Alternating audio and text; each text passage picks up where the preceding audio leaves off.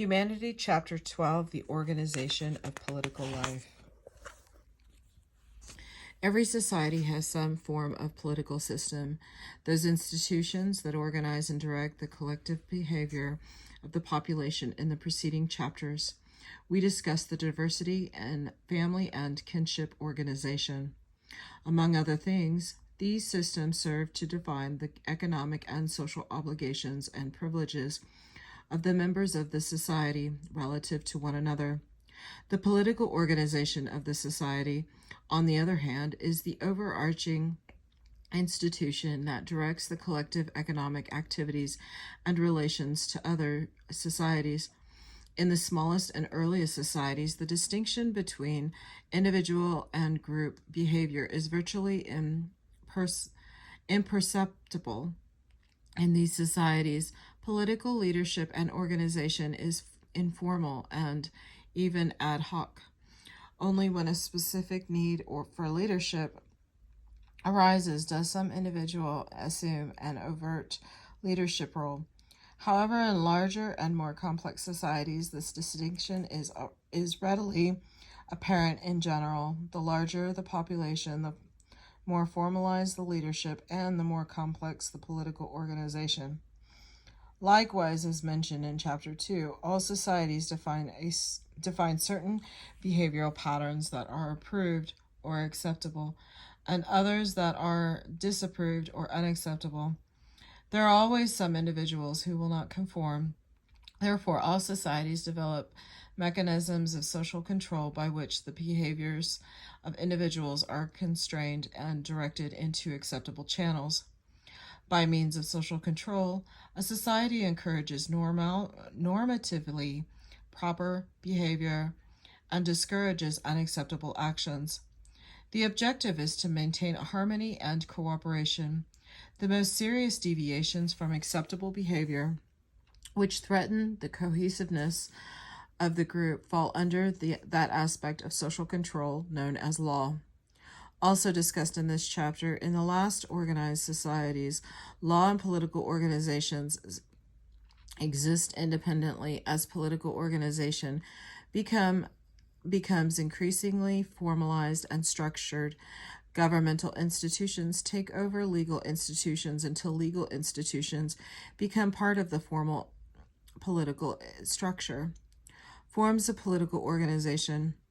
When we speak of the political organization of a particular society, we frequently are left with the impression that political boundaries and cultural boundaries are the same, but the boundaries of a polity or a politically organized group may or may not correspond with the boundaries of a particular way of life.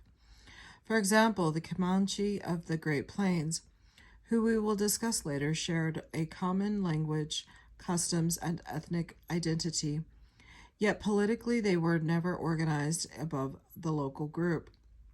Thus, the term Comanche refers to a group of people with a common language and culture who never united to carry out common political objectives. At the other extreme, we find highly centralized polities that incorporate several culturally and socially distinct peoples. The United States is unusual in this regard only in the degree of cultural heterogeneity in the population. France, though predominantly French, also includes Bretons and Basques, as well as numerous recent immigrants from Africa, Asia, and elsewhere. India has several hundred different ethnic groups. Russia, China, Indonesia, and the Philippines also integrate highly diversified populations into a single polity. In fact, every large and most small countries in the world today politically encompass several ethnic groups. In the decision of political organization, we are taking an evolutionary perspective. By this we mean that the known political systems of the world are going to be grouped based on the degree of increasing organizational complexity. On the basis, political systems may be divided into four basic forms: bands, simple and composite, tribes, chieftains, and states. However, it is important to note that political systems actually exist along a continuum of increasing complexity. As a result, the political systems of many societies do not clearly fall into one category or another. The concept review box outlines different forms of political organization. Bands. As the least complex form, the band is the earliest human political structure. As more complex political systems developed, band levels societies were unable to compete for resources. Thus, bands survived until the modern period only. In regions of the world with the limited natural resources, most known band-level societies were found in the deserts and grasslands of Australia, Africa, and the Americas. A few others are where in the tropical forests of Africa, Asia, and South America, in the boreal forest and tundra regions of North America and Asia. Bands consist of a number of families living together and cooperating in economic activities throughout the year. Band level organization most frequently has been found among peoples with foraging economies, which usually dictated low population densities and seasonal mobility. As a result, only a relatively small number of people could stay together throughout the year. Bands ranged in size, only a dozen to several hundred individuals. I'm going to go ahead and here is the box because it's going to go over. This is the concept review, should you wish to take notes. And then here is the associated equalities.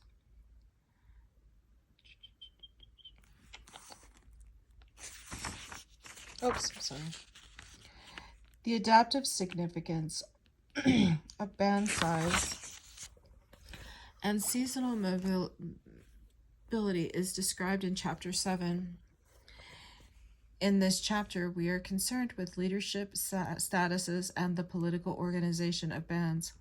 The smallest type of band, called the simple band, is actually an extended family. Leadership is informal, with the oldest or one of the older male or female members of the family serving as the de facto leader.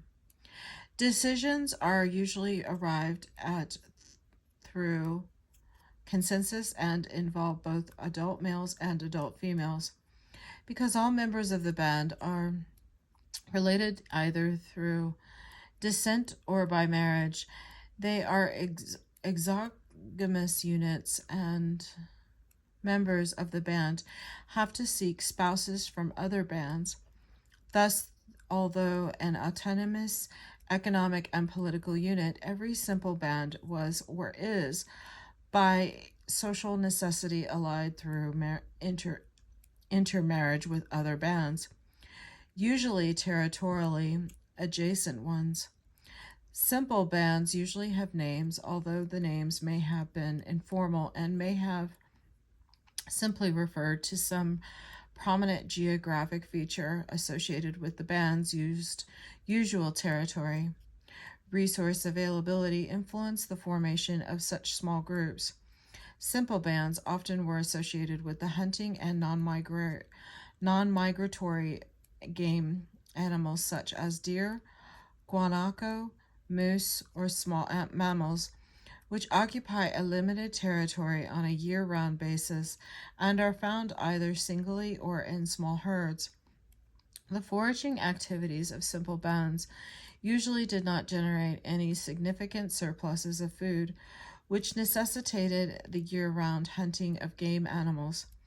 Effective hunting required only a few male hunters who had intimate knowledge of the seasonal shifts and range of these animals within their territory, while successful gathering of wild plants required only a few females who had intimate knowledge of local plant resources. A small and highly mobile population was the most efficient way to exploit the natural resources of such areas. A composite band consists of a larger aggregate of families, sometimes numbering in the hundreds. In contrast to simple bands, composite bands encompassed unrelated extended families. Although leadership in composite bands was still informal, it had to be more defined because the leader was not related to all the members of the group. Such a leader has been called a big man. The big man does not hold a formal office, and his leadership is based on influence rather than authority over band members. Influence is the ability to convince people that they should act as suggested. Authority is recognized right of an individual to command another person to act in a particular way. Thus, a big man leader could not, by virtue of his position, make demands or impose rules on the members of the band, and his decisions were not binding on others. Because big man in status did not involve a formal office, no prescribed process existed for attaining leadership status. A man might emerge as the leader through a variety of personal accomplishments or qualities such as his proven ability in hunting or warfare, the supernatural powers he possessed, or merely his charisma. There was no set tenure for the position, which was filled by a man until some other leader informally replaced him. Like simple bands, many composite bands were nomadic groups that moved within a relatively well-defined range. Because of their greater size, composite bands were not as cohesive as simple bands and were politically more volatile. Disputes between families could result in some members joining another band or even bands splitting into two or more bands. Composite bands formed because economic pressures facilitated or necessitated the cooperation of a larger number of individuals than found in a single extended family. As in the case of simple bands, the behavior of the principal game animals was an important influence. Composite bands were associated with the seasonal hunting of migratory animals that form large herds such as bison and caribou. Migratory herd animals usually appeared only seasonally in the range of a particular composite band as the herd moved between its summer and winter ranges. Because bison and caribou migrated in herds that sometimes numbered in the tens of thousands, there was no difficulty in locating the herds on the open grasslands and tundra. Unlike the hunters of non-migratory animals who secured game steadily throughout the year, hunters of migratory animals frequently took most of their game only twice a year. As the herds passed through their territories during seasonal migrations, successful hunting of big herds of animals requires maneuvering the herd into situations where large numbers could be slaughtered. Herds might be run over a cliff into a holding pen or into a lake where hunters in boats could kill them. Regardless of the method used, all these strategies required a larger group of hunters than was available in a simple band. Thus, composite bands were formed to bring together a sufficient number of hunters to control the movement of large herds of animals. The Comanche of the southern Great Plains of the United States illustrate the nature of composite bands. These horse-raising, bison-hunting people were politically autonomous until the 1870s. During the early and middle years of the 19th century, the Comanche numbered about 6,000 to 7,000, divided between 5 and 13 composite bands. Comanche bands had only vaguely defined territories, and 2 or more composite bands frequently occupied the same general area or had overlapping ranges. Membership in bands was fluid. Both individuals and families could and did shift from one band to another, or a number of families might join together to establish a new band. A band consisted of a number of families, each headed by an older male member who was peace chief or headman. One of these family heads also served as the peace chief for the entire band. There was no formalized method of selecting either the family heads or the head of the band. As the Comanche say, no one made him such. He just got that way. A Comanche peace chief usually was a man known for his kindness, wisdom, and ability to lead by influencing other men. Although a war record was important, peace chiefs were not chosen from among the most aggressive or ambitious men. Such men usually remained war chiefs, great warriors who periodically recruited men to raid neighbors, but frequently had little influence outside war and raiding. A band peace chief was responsible for the well-being of the band. Though a consensus of the family heads, he directed the seasonal movement of the band and the bison hunts. He did have men who voluntarily assisted him in the morning. The peace chief usually sent out 2 men to scout the area around the camp for the presence of enemy raiding parties. He also sent a crier through the camp periodically to announce his plans for the movement of the camp, an upcoming hunt, or some other cooperative activity. During the bison hunts, the peace chief called on a number of men from the camp to police the hunt and restrain overly eager hunters from scattering the herd and thus spoiling the hunt for others.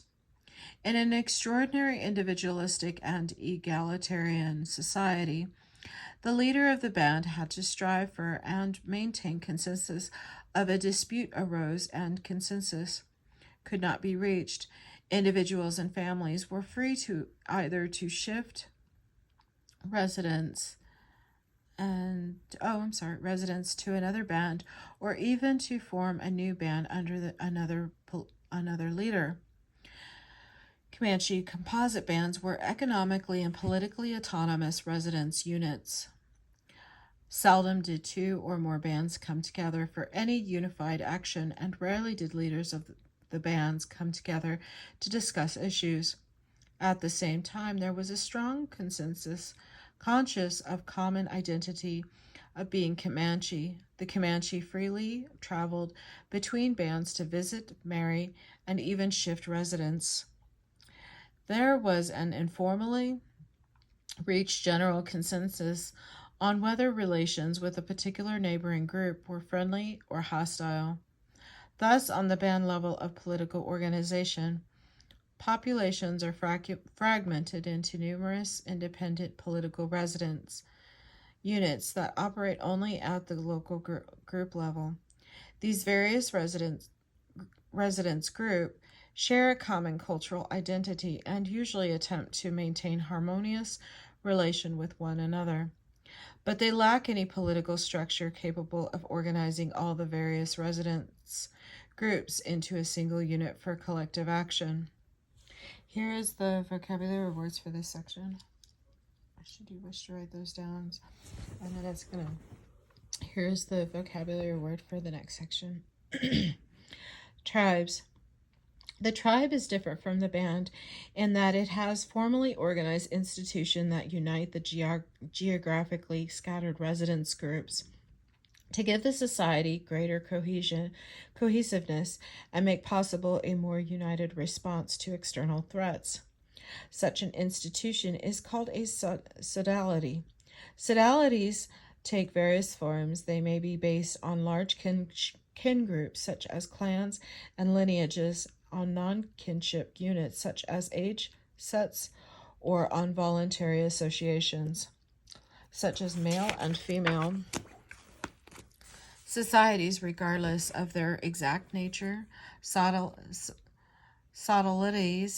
served to unify the geographically dispersed communities. Although tribal level societies usually are egalitarian, with leadership dependent in part on the persuasive abilities of individuals. They are formalized political offices with some institutionalized authority. Tribes vary greatly in structure. Here we examine one tribal level society. The Cheyenne of the Great Plains numbered between 3,000 and 3,500 during the early 1800s. The Cheyenne, like the neighboring Comanche, were horse-mounted bison hunters. They were divided into 10 main nomadic groups or villages, which averaged between 300 and 350 persons. Village membership was not based on kinship, although the members of a particular village usually were related either by blood or by marriage. Village membership was relatively stable, and marriages between villagers were common. Although a particular village was usually frequented a certain range, there was no sense of village territoriality. Excuse me. Periodically and seasonally, family camps and sub-village camps broke off from the main village. The only time the entire group came together was in the early summer, when all scattered villages gathered into a single camp at a predetermined location. This crescent-shaped encampment stretched for several miles from end to end, with an open portion facing east. Within the tribal encampment, every village had a designated location. While camped together, they performed tribal ceremonies such as the sun dance. At least one and possibly two rituals were performed, depending on the particular ritual needs of the tribe at the time. After the performance of the ritual, the tribe as a unit staged the great summer bison hunt. After the hunt, the tribe again scattered into smaller village camps. Politically, the Council of 44 and the warrior societies controlled the tribe. The leader of the Council of 44, who had both political and religious duties, was the Sweet Medicine Chief, the keeper of the most sacred of the Cheyenne religious bundles. Second to him in importance were four other sacred chiefs, each representing specific supernatural beings. Under these five sacred chiefs were 39 ordinary chiefs. Chiefs served in their positions for 10 years and could not be removed for any reason. Serving as a chief placed a burden on the individuals. Chiefs usually were selected among the older men, all of whom had war records. When an individual was chosen as a chief, he was to act like a chief, not an aggressive warrior. A chief was to be generous, kindly, even-tempered, and aloof from everyday disputes. In short, he was expected to display ideal human behavior at all times. He was to take care of the poor, settle disputes between individuals, and be responsible for the ritual performances that protected the tribe. The major societies were the warrior societies, of which there were 5. These were formal voluntary associations of men, each with its own style of dress, dances, songs, and formal leaders. As young warriors, men were recruited by the different societies until all had joined one or another of the societies. The term warrior societies is slightly misleading. The heads of the various societies were that some call the tribal war chiefs, although this group planned and led attacks on their enemies. The different societies did not fight or operate as military units. In battles, men fought as individuals, and members of several societies may have been present in a particular raiding party. Subordinate to the Council of Chiefs, the warrior societies cooperated as a group only in policing the camps. During the summer tribal encampment, the Council of 44 appointed one of the societies as camp police. Later, when the village scattered into separate camps, the members of the council who lived in the village appointed one of the warrior societies to police the camp. After being appointed, the warrior society usually carried out its function with little direction from the chiefs. Its members scouted the area around the camp to check for the presence of any enemy raiding parties and intervene in any serious disputes between village members. There are 2 points to be emphasized about the political organization of tribal societies. In contrast to those of simple and composite bands, first there were now some formalized political and religious offices that bequeathed some limited authority and prerogatives. However, on the whole, tribal societies were still basically egalitarian. See Chapter 13. Few positions were hereditary, and most leaders were selected on the basis of personal qualities and individual merit. Second, like bands, little economic specialization existed. Except for cooperation in communal hunts, families produced their own food and manufactured their own clothes and other material goods. From an economic perspective, each of the scattered residential groups or villages was capable of sustaining itself without support from others. Therefore, it was not economic necessity, convenience, or efficiency that led to this higher level of tribal political organization. Although societies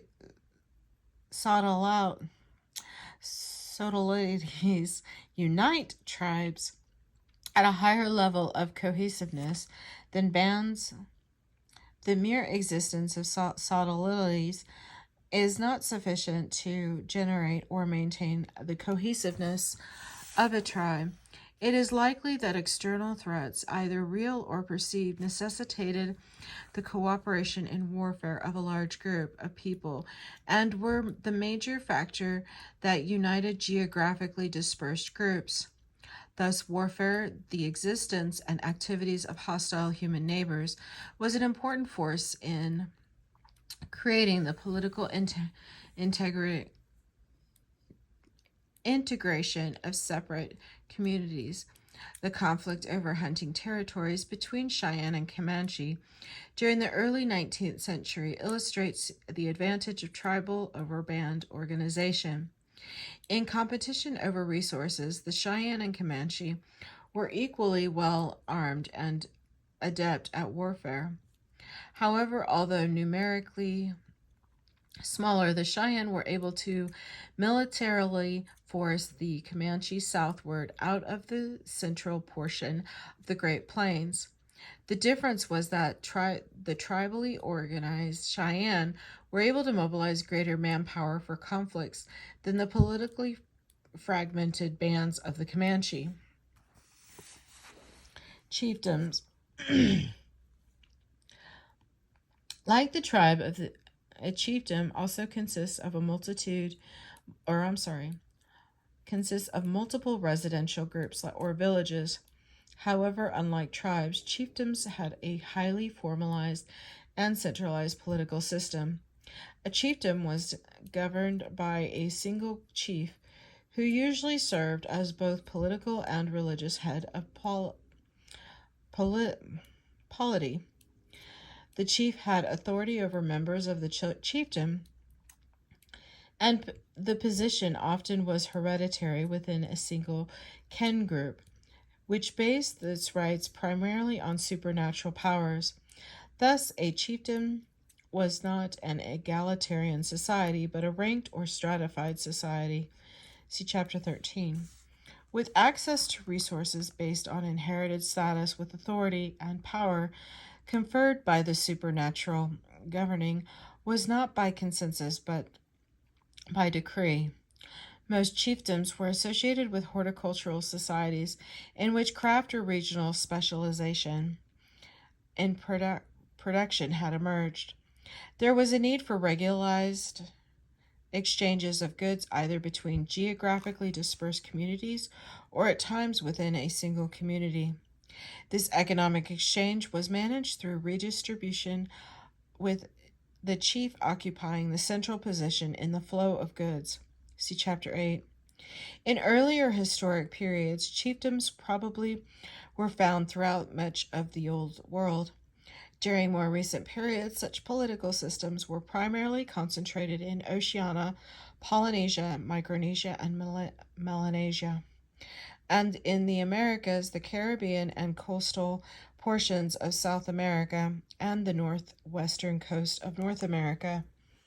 The Polynesian speaking people of Tahiti, an island in the southeastern Pacific, illustrate many characteristics typical of a chieftain.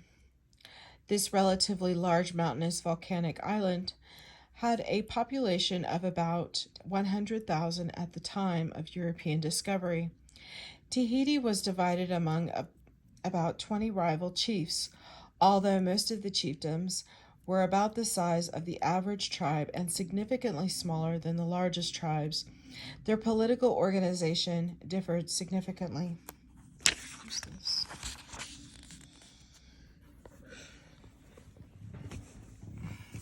The economy of Tahiti was based largely on farming, with taro, breadfruit, coconuts, and yams being the main crops. The Tahitians raised pigs and chickens and fish, and other seafood supplemented the food supply. Food production was sufficient not only to meet the needs of the population, but also to produce surpluses for export to other islands.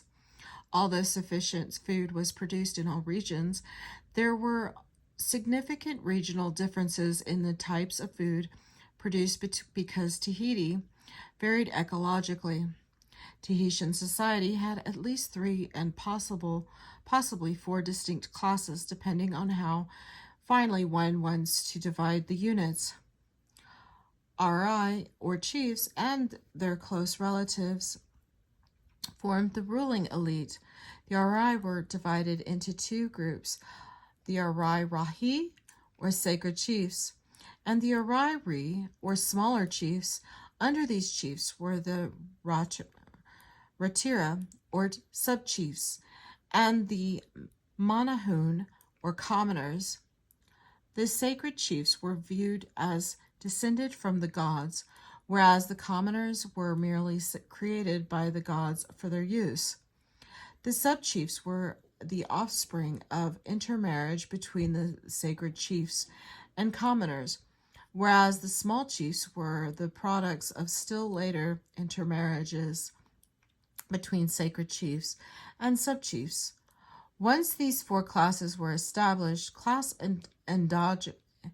endogamy became the rule. The sacred chiefs, viewed as gods on earth, evoked both reverence and fear. Whatever the highest ranking sacred chiefs touched became taboo or sacred, and could not be used for fear or supernatural punishment. Such a chief had to be carried on the back of a servant, lest the ground touched by his feet became taboo. He could not enter the house of another individual for the same reason. The lifestyle of the chief's family differed from that of others with larger and more elaborate houses, the largest canoes, insignia of their rank, and particular clothing. Unlike in band and tribal societies, resources in chiefdom were individually owned. Mainly the chiefs and sub-chiefs owned the land, but ultimately authority rested with the sacred chiefs within the polity. Although sacred chiefs could not withhold the title to lands from the families of sub-chiefs, they could banish an individual sub-chief. Crafts were specialized, and craftspeople were attached to particular sacred chiefs and produced the goods for them. Thus, the sacred chiefs directly controlled craft production and communal fishing. The chiefs could make demands on the property of the sub-chiefs and commoners. If someone refused, the chief could have the recalcitrant banished or make him or her a sacrificial victim. Theoretically, a sacred chief was the head judicial figure in the polity, but some believe that the chief seldom intervened in disputes between individuals. The chief usually used these powers only against people who challenged his authority. The sacred chief in each polity was the focal point for redistributive exchanges discussed in Chapter 8. The chief periodically demanded surplus production from all his subjects for a public redistribution. Such events were associated with a number of occasions: a rite of passage for a member of the chief's family, the organizing of a military attack, religious ceremonies, or the start of the breadfruit harvest. During such ceremonies, the chief distributed the goods collected to all of his subjects. This is the end of Chapter 12, Part 1. Thank you.